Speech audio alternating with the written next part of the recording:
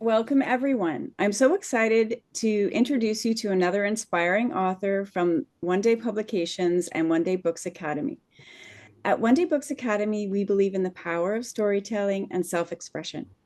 Through our educational programs, we guide young authors to develop their voice, build confidence, and bring stories to life. Whether it's a children's book, a short story, a full length novel, or a deeply personal journey, our students learn the full process of becoming authors from idea to publication. Our publishing arm, One Day Publications, proudly shares these stories with the world, giving children not only the chance to become published authors, but also to step into their role as changemakers, dreamers, and leaders of the future. Today's featured author is a shining example of what happens when young people are given the tools, encouragement, and support to write from the heart. Now let's welcome today's guest, Emmanuel Liang. Emmanuel, please introduce yourself. Hi, my name's Emmanuel or Emma. I'm 13 years old and I'm going to 8th grade and I live in Vancouver, British Columbia. Perfect. Okay, so let's get into the questions. So, what inspired you to write this story, and why did you choose a character who is a 14-year-old girl in your story? Oh, I always thought mental health awareness is very important and I always liked stories like these with characters who had realistic adventures and experiences that others could relate to. And I thought it would be really interesting to write one. And I also chose someone who is 14 years old is because a lot of the books that I read with the similar adventures and stories, all characters are around this age. And especially this age is where you experience a lot of things that are what I'm trying to write. For example, mental health issues. A lot of teenagers experience this, especially girls who are around this time when they start to develop puberty and other things like that. That is so great that you want to be a voice for kids who are struggling mentally around this age. That is so important because so much is changing, as you've said. And it's really important to have a voice and to help others go through the same process as you go through it yourself. So that is really great. Really great, Emmanuel.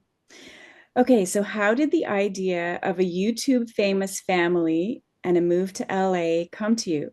Do you watch YouTube creators or draw from pop culture in your writing? Well, during that time where I thought of this idea, I was a really big fan of these YouTubers and read I would often watch their videos a lot.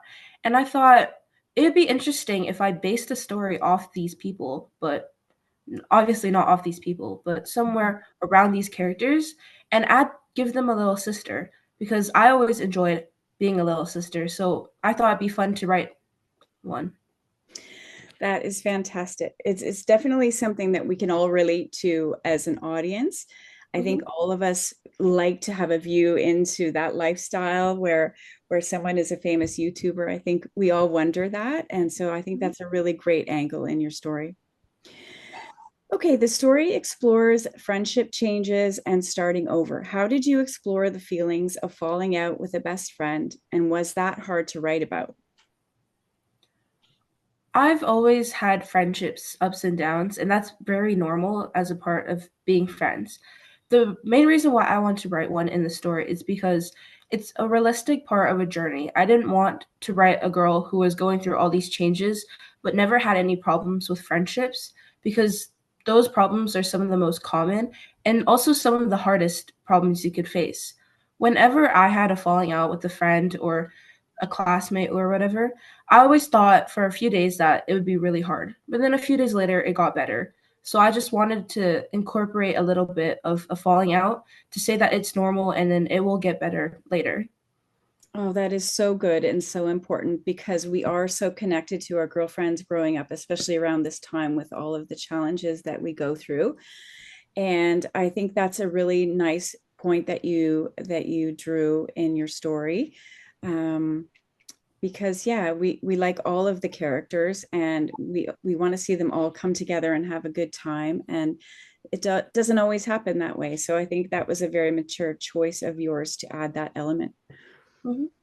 Okay, so the main character goes through a kind of escape from her normal life. And what do you think that she's searching for underneath all the changes?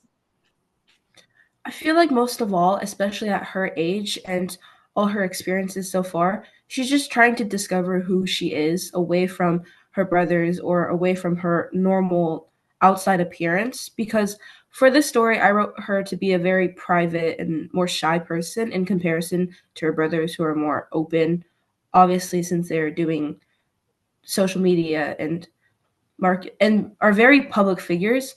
I Mhm. wanted her to discover who she is away from that area of being Mhm. in a public spotlight a lot of the time.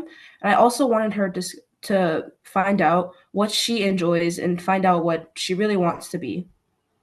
That is great. And I think that would be great for everyone if they could just escape from their life for a little while Mhm. and explore LA. It's really the dream, I think, for teenagers. And I think that's a really great setting that you've added to the story as well. Okay, so tell us more about Mia, her new older friend. What kind of influence does she have on the main character, and what drew you to create her? Since she grew up with three brothers, obviously it'd be a lot of male influence in her household. And when I was little, I always thought it'd be great to have an older sister as well. So I thought, and also especially my mom, she had a lot of friends who had daughters who are a lot older than me. And whenever we would hang out, I would often like admire the feeling of having an older sister, for example. And I thought it'd be really fun to create someone who wasn't exactly an older sister, but was a figure in her life that she felt like was a sister and that she can connect and bond on when she's might not feel like talking to her brothers a lot.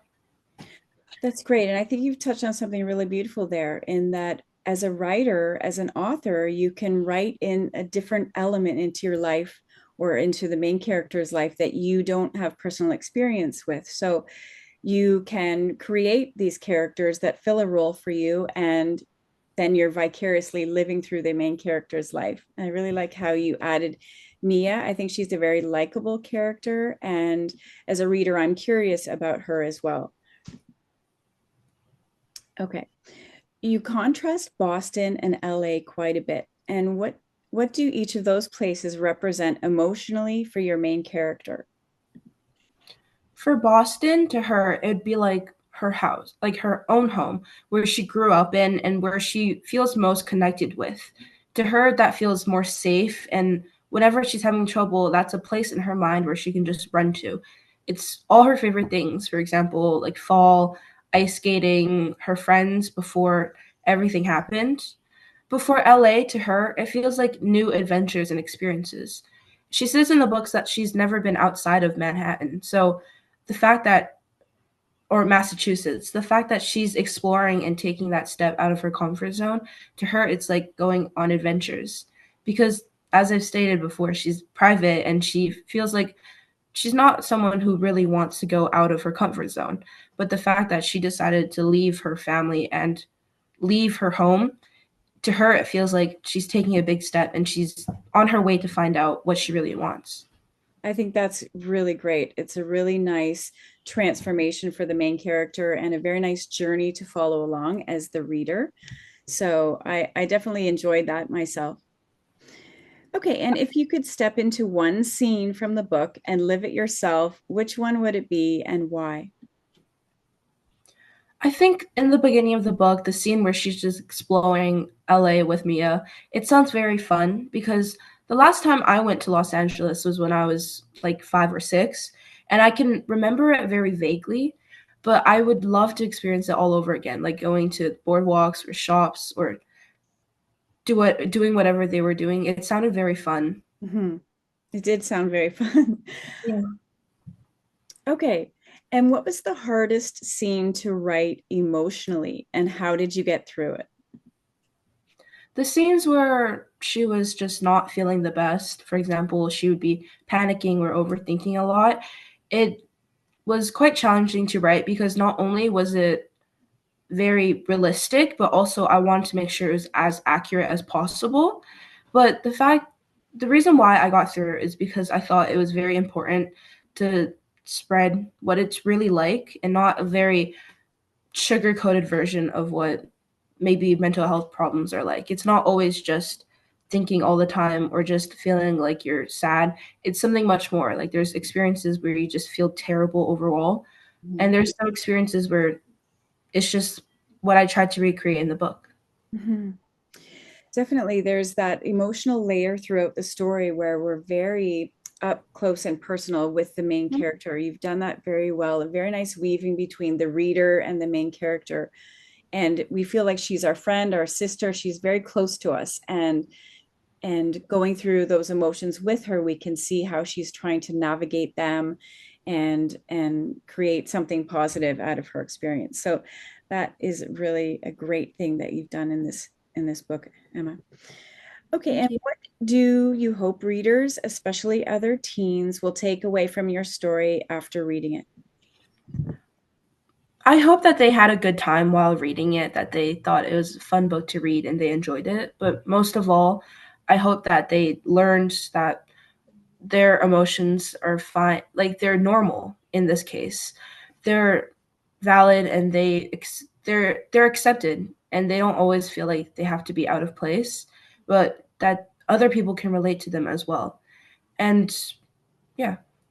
That's beautiful. And you're right, you know, emotions are a normal part of life. And I think you highlight it very nicely in this story. You make space for the emotions all the way through. And I think that's another gift that you have is creating that sense of closeness with your emotions as well. So I love that because as you know, I love emotions and I think they're very valuable. So Emmanuel, would you like to say anything in closing? I just think that even though this scenario is not very common, like a lot of people probably don't have three older brothers who are really famous and they're about to move to Los Angeles. It might not happen a lot, but the message and the scenarios that happen inside this book, where sometimes she just feels like she's out of place, or sometimes she just needs to find out who she really is something very common. And that's what I'm trying to spread. Not the fact that her family is famous or that she gets to experience Los Angeles by herself. No, it's the fact that she's learning of becoming what she wants to be while also seeing what it's like to be with her brothers after spending so much time alone with her parents. Hmm. And I think you've done that very well. And I really enjoy the story, and it will be published very soon. And we're all looking forward to that. So, congratulations, Emma, on all your good work. And we will hear from you again soon. Yep.